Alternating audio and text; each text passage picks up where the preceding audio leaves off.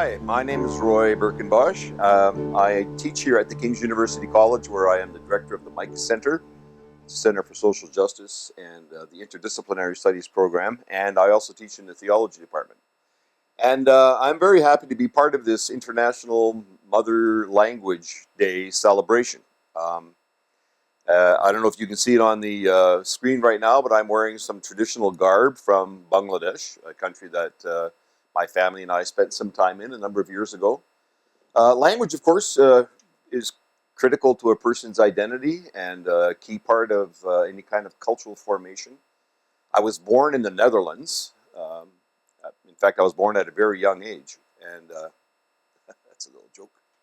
And so my mother tongue is really Dutch, although we immigrated when I was so young that my real native language would be English. Nevertheless, I do speak Dutch, and I speak it quite fluently, and I always enjoy an opportunity to speak with a fellow Dutch speaker, although I have to say that my comprehension is better than my articulation. I sometimes run out of words. The other language that I speak somewhat is Bangla, the language of the Bengali people in Bangladesh. And that's a very difficult language, but a very beautiful and musical language. I often say to people, Ami beje Bangla bolte parina, which means I don't speak very much Bangla. Ami shikte chai, which means I really want to learn, but kub kotin, which means it's very difficult. And it is difficult, but I enjoy it very much. What's your name? I'm Dominic Wong. And how many languages do you speak? I speak 3 languages. Great. So, what languages do you speak? I speak Cantonese, my first language, Mandarin, a little bit Mandarin, and English.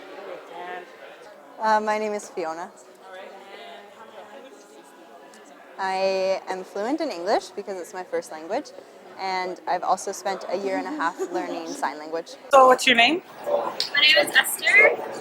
And do you speak any, or how many languages do you speak? I speak 2, Okay, and those languages are? English and Cantonese. I speak English, that's my first language, and I wouldn't even say I speak it, but I took 3 or 4 years of Spanish, so I could get around in Mexico a little bit, but not very well. And then for seminary I had to learn Greek and Hebrew, so I don't speak that, but I'm able to read them to a certain degree. Okay. And name? Seeker Sudarius. Look into the camera, not me though. And of those languages you speak. So, how many languages do you speak? I speak 3 languages. I speak Dutch, English, and gibberish. Hello, my name is Victor Taki and I teach history at the King's University. Now, the first question concerning the languages that I speak, my native language is Russian and I obviously speak English. I also speak Romanian and French.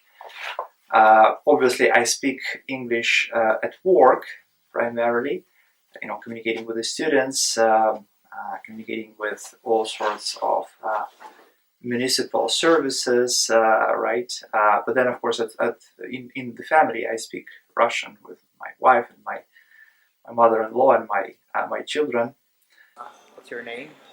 Brittany Crow, And how many languages do you speak? just one. I'm Amalia. And how many languages do you speak? I speak 3, Russian, English, and Armenian.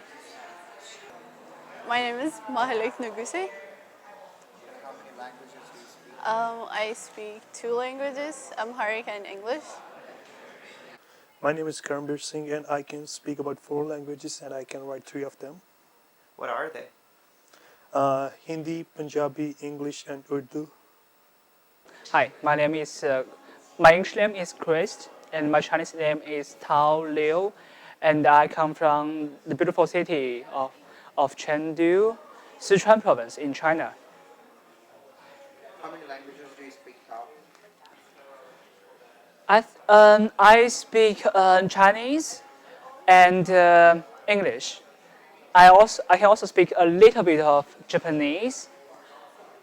I think that's about it. But in Chinese, I would say that I also speak a local dialect, which is called Sichuan dialect. My name is Johnny. All right. And how many languages do you speak?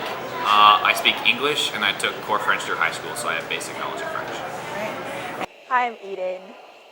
I can speak English, Cantonese, and Mandarin, and I can speak Japanese, but not as fluently. I'm Grace, and I only speak English at the moment, but I am learning Italian. I took French for 3 years in high school, and I learned a little bit of Latin in junior high. My name is Najra. I'm Lebanese. I do speak 2 languages. My first language is Arabic, and my second language is English. My name is Zale Serdar. And how many languages do you speak? I speak only one language, And that is English. All right. And even if it's just English, what do you love the most about language? The diversity of it. I mean, you can just use one word to describe a full emotion, and I think that's really cool.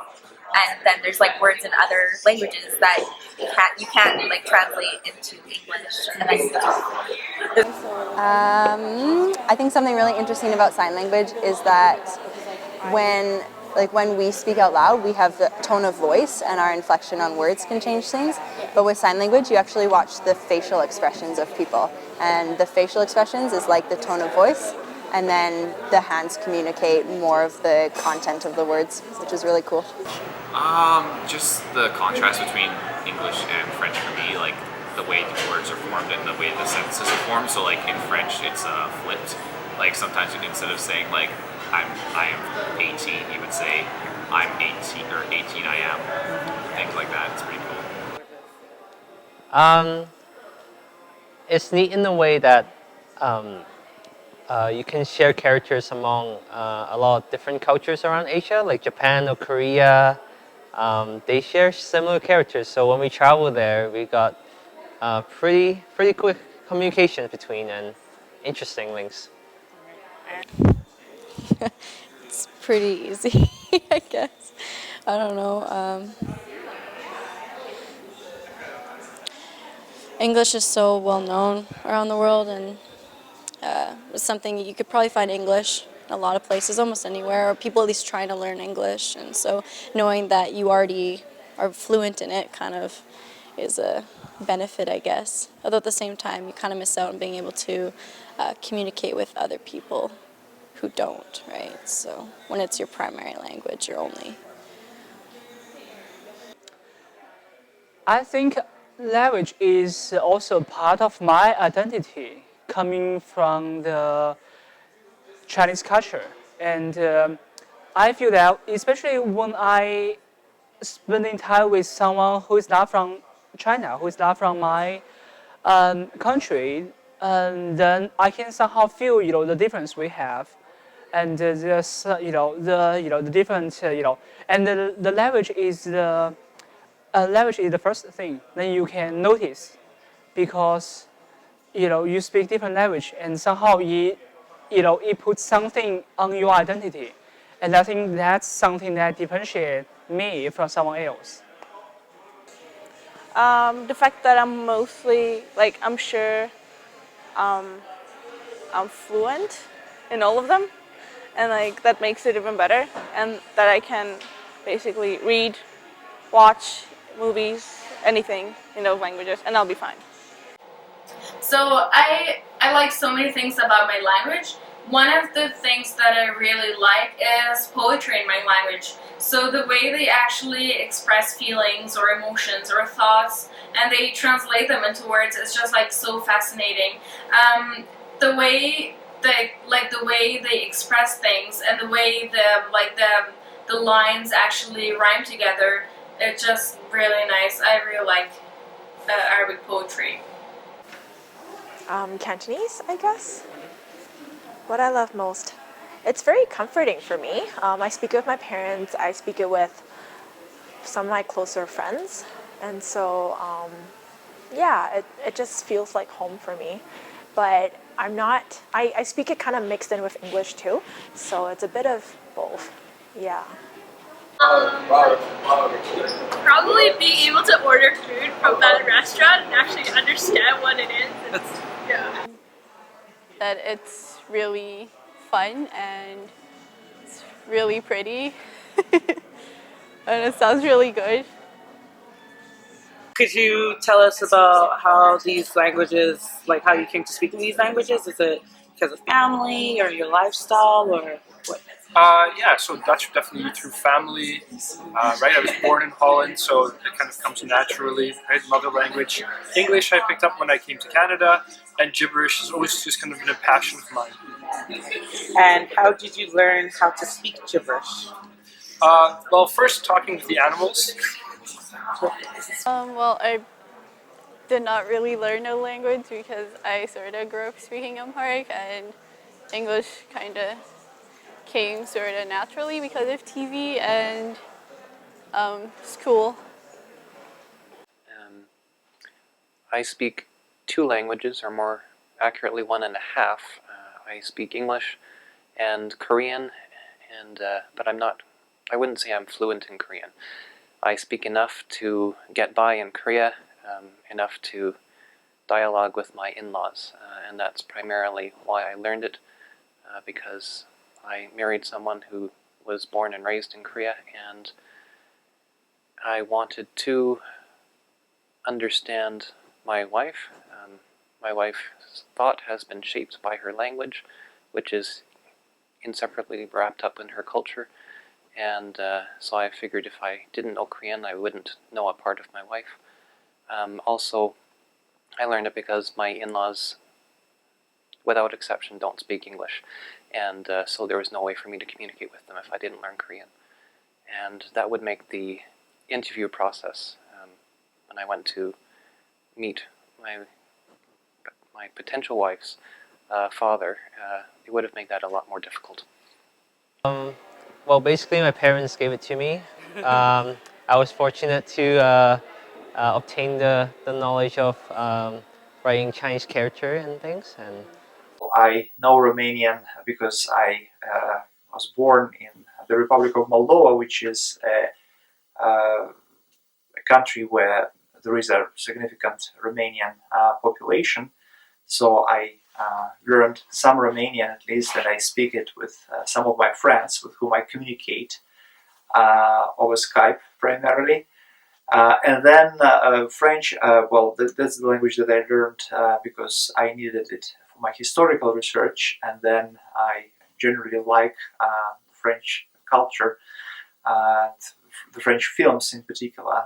And so I listen to the French radio, I watch French films, I follow French politics and kind of public life, so I listen to French news. I don't really have a lot of opportunity to speak French, but I generally could speak French if I had the chance or the opportunity to. So recently I had an interview in French, right? So these are the languages that I speak. I kind of read a couple of other languages like Ukrainian and Italian, but that's basically all my linguistic abilities. I do feel like a different person when I speak Korean, but mostly because I'm not that great at speaking Korean. I have the feeling that if I were more fluent, if I could express myself better in that language, then I would feel less like a different person. So I would answer yes, but mostly because of my own limitations. It's interesting how when I try to speak Dutch, it puts me in a different headspace. I feel like I'm occupying the life of my immigrant parents, who long deceased. And when I try and speak in Bangla, then I feel a kind of solidarity with the Bengali people. It's also humbling because I'm a bit handicapped in languages other than English. I realize I have limitations, and but that's also something very enriching because you find different ways of expressing, and so really different languages are able to evoke different kinds of emotions, and yeah, you just say things differently. So it's a gift. I don't really feel that I'm still the same person, but I feel like I'm 2 different characters. Because in my opinion, I think like the language kind of like enforces on you a specific character. So when I say the same thing in two different languages, they don't really sound the same, they don't really feel the same, so that's why I do feel two different characters. I feel actually more connected to them because I can express my feelings and I can express my thoughts in their languages, so it becomes helpful to fully express myself to them. So we're in my office here, and now you can have a better look at wearing a Bangladeshi shirt from a famous store there called Arong's, where I always go shopping when I go to Bangladesh. I come back with a suitcase full of tablecloths and bedspreads because they just do a fantastic job on fabrics. And I'm also wearing a lungi, which is a traditional male garb. It's like a little skirt, but they're really, really comfortable. And you see people wearing them all over the place there. They're really comfortable. So we're in my office, and right behind me here is a painting that I happen to love. This is a self-portrait of my eldest daughter. She painted that when she was a student at King's in 1994. And around the perimeter of it, I don't know if you can see the words there, but it says, and Mary pondered all these things, and Mary treasured all these things and pondered them in her heart. A reference to the reaction of the Virgin Mary when when it was announced to her that she would be bearing the Messiah. And Jenny drew this in 1994, and I've got some of her other paintings here on the walls and paintings of my other kids. Incidentally, it might be of interest to you to know that when we lived in Bangladesh, we also became the parents of two Bangladeshi girls. We went to one of Mother Teresa's orphanages, a place called Shishu Bhavan, and fell in love with two little girls there who became our daughters, Lima and Casey. They've now been with us just last week or 2 weeks ago. We celebrated the 25th anniversary of their becoming part of our family. And of course, Bangladesh is where the International Mother Language Day celebration is where it originates, and there's a long story behind that. I can share a little bit of what I know about that. For a couple of centuries, the whole Indian subcontinent was part of the British Raj, and in 1947 there was a huge political event that led to the formation of East and West Pakistan. So there was a separation of the Indian subcontinent, became actually three entities: West Pakistan and the bulk of India in the middle, and East Pakistan. And those two, East and West Pakistan, were intended in the bureaucrats' mind to be one entity. But that meant, of course, that 100 million Bangladeshi people were under the rule, really, of the Pakistani people in West Pakistan, imposing their language, Urdu, on them. That was the seat of government. It was the place where Pakistan was where all the generals were, but in Bangladesh is where all the soldiers were, and so on. So there was a lot of tension, and much of it was really around language. Bangladeshi people fiercely proud of their mother tongue. They celebrate Rabindranath Tagore, who won a Nobel Prize, for poetry in the Bengali tongue, and that led to a lot of, like I say, a lot of tension and eventually conflict. And in 1971, there was a so-called War of Liberation, and that was a bloody affair. Some people estimate that as many as 3 million people may have perished in that struggle for Bangladesh's independence. So the International Mother Language Day is not simply about celebrating mother tongue and celebrating the power of words, but for the Bangladeshi people, it's also about celebrating their independence and their fierce drive for that self-governing and the ability to form and celebrate their own culture. So that's what I understand of it, and I learned that when my family and I lived in Bangladesh. We were there in the late 80s, early 90s. I was working for an organization called World Renew. That's an organization that has been in Bangladesh now for well over 40 years, perhaps even as close as, was it 71? Yeah, well over 40 years, working primarily in rural areas. We also have some urban programming now in Dhaka. And these are community development programs that are intended to provide sustainable, people-centered integrated, multidisciplinary community development programs that assist people in poverty. So basically, we were doing things like primary health care, making sure that pregnant mothers and newborn children had adequate care, helping people understand about nutrition and sanitation, doing language learning. Many people in Bangladesh, in the rural areas particularly, are illiterate, so this is adult, non-formal education, helping people become literate, gain literacy skills as well as numeracy skills, and provide support in a variety of income-generating programs and so on. And that work there is ongoing. We were there for only a few years, but that work is ongoing. And really, as in my role here at the King's University, I sometimes am able to take a group of students and we go to Bangladesh and we enjoy the culture, we enjoy the hospitality of the people, and we see what they're doing in a country that faces a lot of challenges, but it's a very resilient population and always a pleasure to go there. Okay. And what does it feel like to be maybe surrounded by language, or if you're learning a language, if you're in a class and, you know, maybe everyone or most people around you, like, how do you feel about that? Do you feel uncomfortable, or does it feel great? Is that incentive to learn, or? I guess being around other languages piques your curiosity. So you're unaware a lot of times of what's going on around you, and other people are aware, and so that might yeah, it makes you curious, I guess. Okay. I think it's kind of unique that everyone, like, in their own, like where they come from in their language, I find that makes them who they are. I think that's really, really cool. It makes them, like, stand out. When people speak different languages, like, I find it, like, admirable, because it's like, that's who they are. Yeah, it's really fun to hear different languages. I mean, I don't really know what they're saying. I don't actually know anything about what they're saying, but it's really cool to see themselves in their element, and I think they can express themselves more fluently. Well, not fluent, they can express themselves a lot better in their own language, and so you see a different part of them that shows that doesn't show as much when they're speaking English. Yeah. I desire to understand them. As much as we are multicultural, I don't think we truly understand where the other languages come from, how maybe hard it is to keep the language, right, the tradition.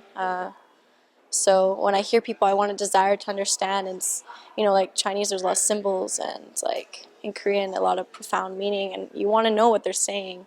And then there's just English, what you've been raised into, and it's like not much to it. So sometimes I feel curious, just wanted to ask them like what they were talking about, if I was part of that conversation too. Other times I just don't care much and I just move on. I love it. I actually really love listening to just different languages, even if I have no idea what they're saying. I just think it sounds so pretty, and it's like, oh man, I want to learn this language. I want to hear what people are saying and what they want to say and communicate, because there's a lot of stuff that actually is lost in translation. But I really love hearing people speak the first language they learn, or any language. It's actually exciting because I grew up in a place where people only speak Armenian, they speak Russian, sometimes they speak English, and nobody actually knew anything other than that. So, like coming to Canada and seeing people speak like Chinese, Filipino, Dutch, German, I don't know, a lot of languages, and it's like so cool. When I hear or see other people speaking in different languages, I'm so intrigued, and I just love the beauty that different languages have, and I want to know as much about them as I can. There are certainly challenges living in a household where there are two languages spoken. One of those challenges is simply when my wife gets angry with me, and I give her many reasons to be angry with me. If she starts speaking quickly with a raised voice, it's sometimes harder to understand what she's saying. And now that I think that, I'm not sure if that's really a challenge or a benefit, but I'll say it's a challenge. And so there are challenges to communication. You know, when we're tired, it's difficult to think in the other person's language. But I think for the most part, it's enriching. And that's because we can switch back and forth between English and Korean based on what language can express what we want to express better. and so we often mix Korean words into English sentences and vice versa. We have exciting discussions about how to best translate this untranslatable Korean word into English, or how to convey the sense of this or that phrase. We watch Korean television shows and analyze the way that it's been translated in the subtitles. And so I'd say it's enriching, it's thought-provoking, and it's a lot of fun. And is there any language in this world that you think that, yes, this is the next language I have to learn? Or can you narrow it down to a list of languages that you really want to learn? I would really love to learn both Arab and Mandarin. Yes, very popular languages. Yes, they are very popular. I would love to learn Ukrainian. Yeah, Ukrainian's pretty cool. Why? Oh, because I'm part Ukrainian, so it's really it's kind of in my blood to speak Ukrainian. I just don't speak it because I don't know it, obviously. But like, I do Ukrainian dance. I cook Ukrainian food. I just can't speak the language. Afrikaans, so I can talk to minimum artists. That's good. And do you ever plan on visiting South Africa someday? That would be really, really cool. I would love to go. I want to go travel everywhere, but South Africa is definitely high on the list. That's great. I have this fascination with the Gaelic language, which is really unpractical because it's not spoken very often at all, but that would be really cool to learn. I would choose Spanish. I think I'd want to learn sign language because it's really versatile, and even if it's not a language that you can hear, it's still really beautiful to watch people speak in sign language. And like, I would love to know how to speak French and like be fluent. Yeah. Specific reason? I just find the language really beautiful. My cousin, she speaks French and she's fluent. So it's her fourth language that she speaks, and she would always like show me like a lot of things, like a lot of words and everything, and I would like love it. Korean. Why is that? So I can talk to my family members. A lot of my own family members don't speak English. So we communicate through action, through our hands, through my mom to them. And it sometimes gets so frustrating when you can't communicate and just talk. So I would love to learn Korean to be able to actually understand what my family's saying to me, and especially when they're praying for me and stuff, I have no idea what they're saying. So, and plus Korean is they got a lot of profound things and like such deeper meaning than English in my opinion. But yeah. I want to be really fluent in Japanese because I'm not nearly there yet. But if I had to learn a new language, I want to learn Spanish because I heard that if you know English, Spanish, and Mandarin, you can travel the world. I don't know. I think maybe because I know how much work I need at it, just to have Spanish down completely would be, I would appreciate that. Is there anything else you'd like to tell us? Any fun facts or anything interesting about language that you think we should know, or something about you or a language that you speak? Or Chickens are definitely the most interesting conversationalists. Time. In high school, I don't remember much, but I do remember how to call someone a potato in French. Sort of. It's really, really bad accent, but it's something along the lines of "tu es une pomme de terre." And I use that a lot just because it's fun, and my roommate speaks French, so when I say that to her, she just looks at me like I'm crazy, and it's fantastic. I studied a bit of Korean before I went there because I didn't want to be completely helpless when I got to Korea. But when I was there, I was working with children, trying to teach them ESL, or more properly EFL, English as a Foreign Language, and one of the children came up to me and said, "Kopi." And I was shocked, and I said, "No, you can't have coffee. You're in grade 3. You don't need to be drinking coffee right now, and it's the middle of class." And he said, "No, kopi." And I said, "No, you can't have coffee." And this went back and forth for a while, and then he got his friends saying the same thing, saying "kopi, kopi." And after a little bit of back and forth, I realized that kopi in Korean means nosebleed, and that he was asking to go to the bathroom because he had a nosebleed. But I thought he was asking for a cup of coffee. And so that was, I felt pretty bad after that.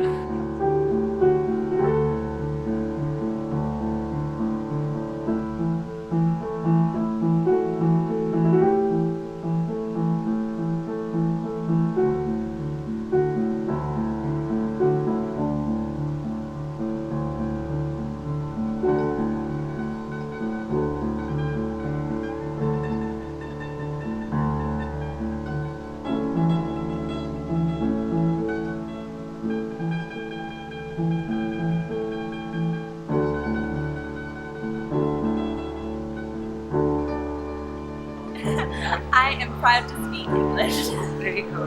如果中国话很好，中国话很大，我觉得我如果说我能讲中国话，这个是一件非常好的事情，我对此感到很自豪。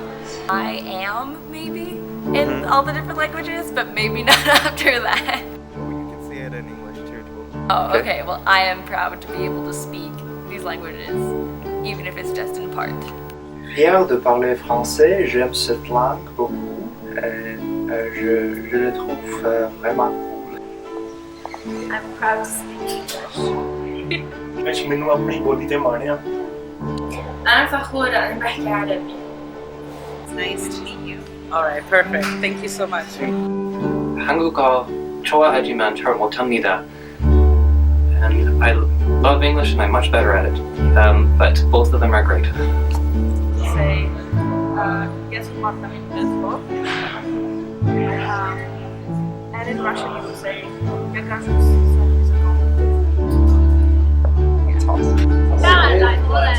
is Canada is very nice. There you go. Ik ben wel trots op de Hollandse taal en ik vind het altijd leuk om Hollands te oefenen. আমি গর্বিত বাংলায় কথা বলতে পেরে যে ভাষার জন্য মানুষ প্রাণ দিয়েছে